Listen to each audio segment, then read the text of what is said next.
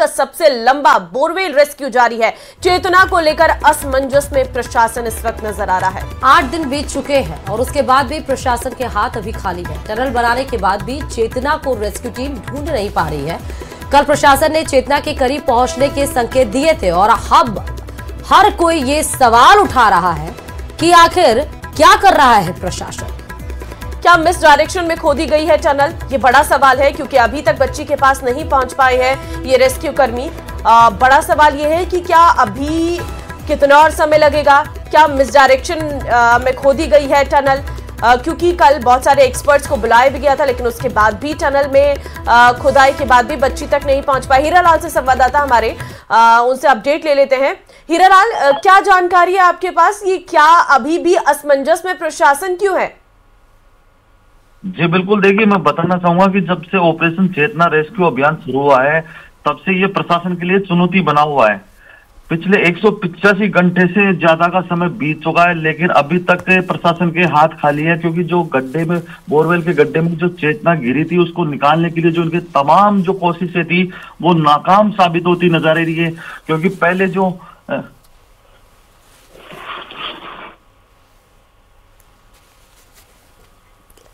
हीरालाल, आवाज आ रही है हीरालाल?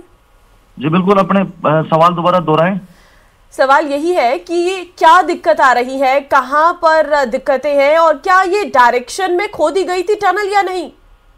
जी देखिए, जिस प्रकार से प्रशासन की जो प्रयास किए जा रहे थे वो तमाम जो प्रयास नाकाम साबित होते नजर आ रहे हैं। क्योंकि जो पहले दिन जो इन्होंने प्लान एग्जीक्यूट किया था वो भी फेल हो गया था। उसके बाद जब पाइलिंग मशीन को बुलाने में इन्होंने देरी की, उसके बाद जो अधिकारी थे एसडीआरएफ, एनडीआरएफ और जो जिला प्रशासन था उनमें आपसी सामंजस्य की कमी नजर आई। जो भारी मशीनरी जो बाहर से बुलाई गई थी, जो माइनिंग जो टेक्निकल जो इंजीनियर थे उनको बुलाने में इन्होंने देरी की, तो कहीं ना कहीं इनके प्रयास थे वो तमाम जो प्रयास नाकाम साबित होते नजर आए थे।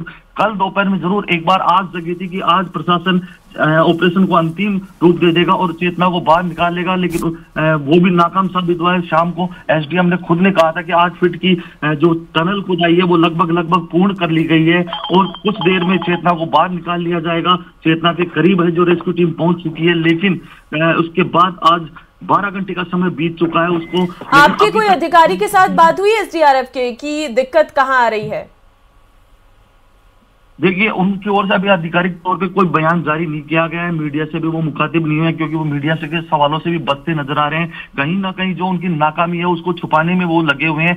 आखिर जो अब ऐसे पूरे मामले को लेकर जो लोग हैं सवाल भी उठा रहे हैं, उनकी तरफ से कहा जा रहा है कि आखिर प्रशासन क्या कर रहा है, क्या कोई मिस डायरेक्शन में ये टनल खोदी गई है?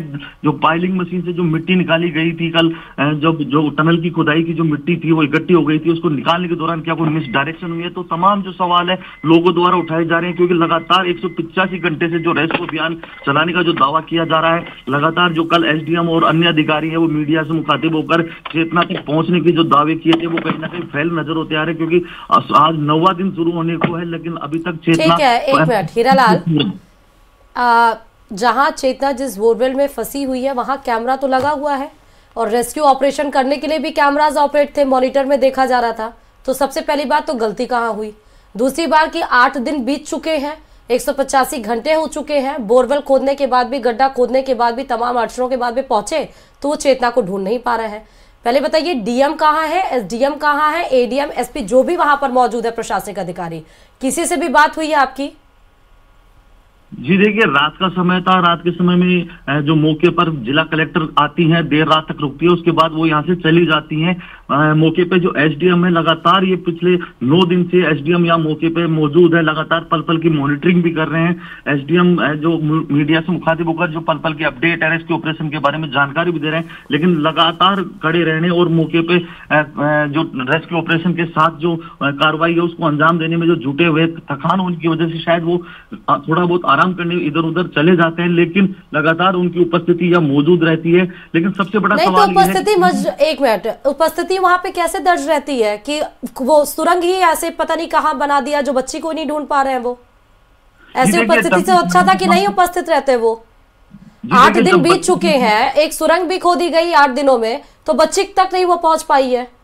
गलती कहाँ हुई? आपने पूछने की कोशिश की कि गलती कहाँ हो गई? बिल्कुल, ये हमने पूछने की कोशिश की आखिर गलती कहाँ हुई है, कि इतना समय क्यों लग रहा है, क्योंकि ये जो टनल खुदाई का जो कार्य करता है, ये जो पूरा रेस्क्यू ऑपरेशन का जो कार्य है वो एनडीआरएफ की जिम्मेदारी है, एनडीआरएफ के सुपरविजन में ये पूरा कार्य किया जा रहा है। लेकिन कहीं ना कहीं है जो तकनीकी विशेषज्ञों की जो कमी थी इस पूरे ऑपरेशन में देखने को मिली। अगर तकनीकी विशेषज्ञों की सहायता समय पे ले ली जाती और आपसी जो अधिकारियों में सामंजस्य होता तो शायद इतना समय नहीं लगता, क्योंकि सबसे पहले तो इन्होंने प्लान एग्जीक्यूट किया, तो प्लान ए को एग्जीक्यूट करने जब इनको पता था, एसडीआरएफ ने पहले दिन ये कह दिया था कि शायद इस प्लान ए के तहत सफलता नहीं मिल पाएगी, तो प्लान बी एग्जीक्यूट आज ही कर देना चाहिए, पाइलिंग मशीन आज ही बुला देनी चाहिए। लेकिन प्रशासन ने पाइलिंग मशीन नहीं बुलाई, प्लान बी एग्जीक्यूट नहीं किया।